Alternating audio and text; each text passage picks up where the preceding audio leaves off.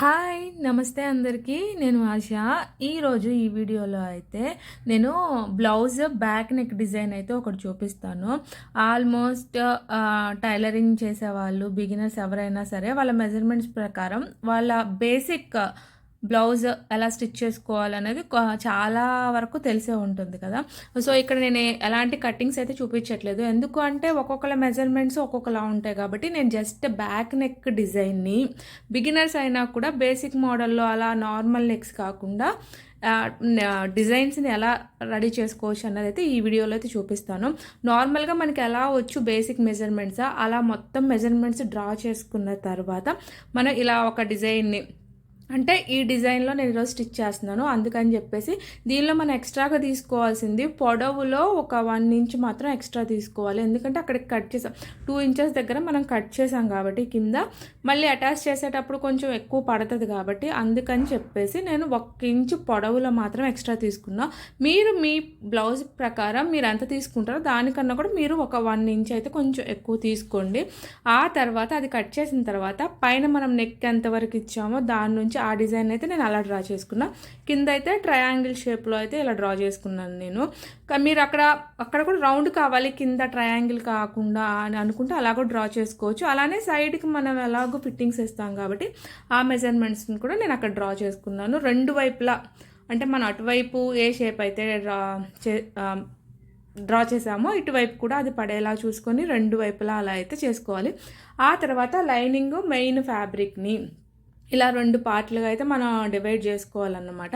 ఈ డిజైన్ కోసం మనం అంటే బ్యాక్ ఓపెన్ కాదు, బ్యాక్ ఓపెన్ కాకపోయినా కూడా ఇలా 2గా అయితే కట్ చేసుకోవాలి. కట్ చేసుకున్న తర్వాత చాలా ఈజీగా అంటే బక్రం యూస్ చేసి, అంటే అందరికీ బిగినర్స్ దగ్గర ఉండొచ్చు ఉండకపోవచ్చు, ఇదే మోడల్ని మనం బక్రం యూస్ చేసి కూడా చేయొచ్చు. బక్రం యూస్ చేయకుండా జస్ట్ లైనింగ్తో ఇలా రివర్స్ చేసుకొని ఎప్పుడు బేసిక్ మోడలే కాకుండా ఎలా చేసుకోవచ్చు అన్నది ఈజీగా అయితే చూపిస్తాను.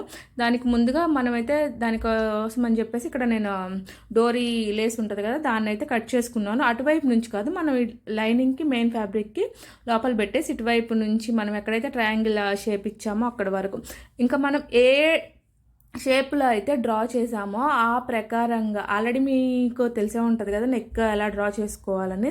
ఆ ప్రకారం అంతా డ్రా చేసుకున్న తర్వాత మనం ఈ షేప్ని దాని మీద జస్ట్ అలా కొంచెం డ్రా చేసుకున్నామంతే. మనం లైన్ మార్క్ చేసుకున్నాం కదా, దాని మీద కొంచెం బిగినర్స్ అయితే అంత త్వరగా హ్యాండ్ అలా మూవ్ అవ్వదు కాబట్టి రౌండ్గా కొంచెం స్లోగా అయినా పర్లేదు అదే లైన్ మీద స్టిచ్ పడేలాగా డోరీ థ్రెడ్ కూడా ఎగ్జాక్ట్గా కోణం దగ్గర అయితే వచ్చేలాగా లోపలికి పెట్టేసుకొని ఆ తర్వాత మళ్ళీ ఇంకా ఆ ట్రయాంగిల్ అక్కడ దాకా ఉందో అక్కడ వరకు ఇలా అయితే స్టిచ్ చేసుకొని అక్కడ నుంచి కింద ఎడ్జ్ మొత్తం కూడా మనం ఇక్కడే ఫినిషింగ్ ఇచ్చేసుకుంటాం అనమాట. కింద ఎడ్జ్ కూడా మనం ఇలా స్టిచ్ చేసుకున్నాం అనుకోండి, అక్కడ ఇంకా మనకి నీట్ ఫినిషింగ్ వస్తుంది అనమాట. ఇదైతే కొంచెం కొత్త డిజైనే.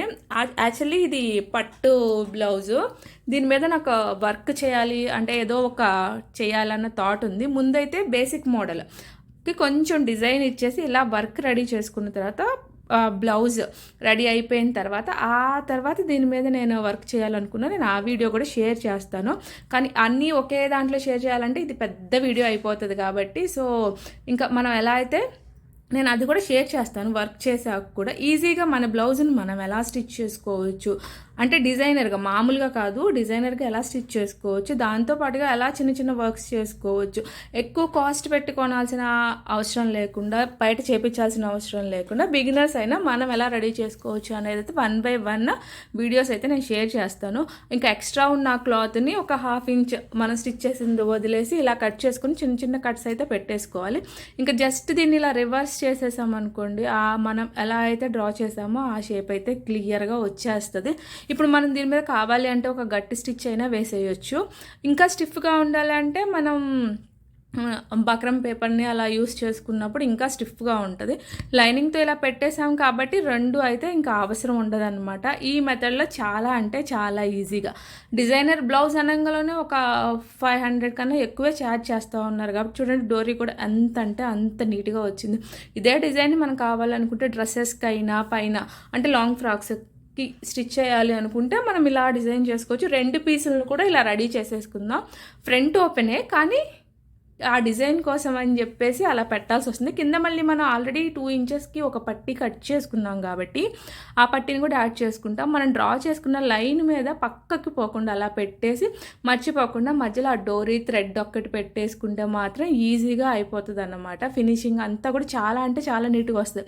ఇంకా ఆల్రెడీ మనం ఒక పట్టీని రెడీ చేసుకున్నాం కాబట్టి ఆ పట్టీకి 2 వైపులా లైనింగ్ మెయిన్ ఫ్యాబ్రిక్ 2 కలిపి ఉన్నాయి కాబట్టి దానికి 2 సైడ్లు అటువైపు ఇటువైపు ఒక స్టిచ్ చేసేసి మనం రివర్స్ తీసేసామనుకోండి పట్టి నీట్గా రెడీ అయిపోతుంది. నేను ఇక్కడైతే గట్టి స్టిచ్ వేయట్లేదు, అంటే రివర్స్ తీసేసిన తర్వాత కరెక్ట్ సైడ్ వచ్చిన తర్వాత దాని మీద గట్టి స్టిచ్ చేయకుండా ఒకసారి మీకు ఐరన్ చేసి చూపిస్తాను. ఐరన్ చేసేసరికి ఇంకా అది ప్రెస్ అయిపోతుంది కదా, గట్టిగానే ఉంటుంది అనమాట. మీ దగ్గర బక్రం పేపర్ ఉంటే మాత్రం దాంతో కూడా చేసుకోండి, ఇంకా అంటే ఇంకా ఈజీగా వస్తుంది. చెప్పాను కదా, ఇదే డిజైన్ని మనం లాంగ్ ఫ్రాక్ మీద బ్యాక్ నెక్ కూడా యూస్ చేసుకోవచ్చు. బ్లౌజ్ బేసిక్ మోడల్ వస్తే మాత్రం డిజైన్స్ స్టిచ్ చేసుకోవడం అంత ఎక్కువ కష్టం అయితే కాదు.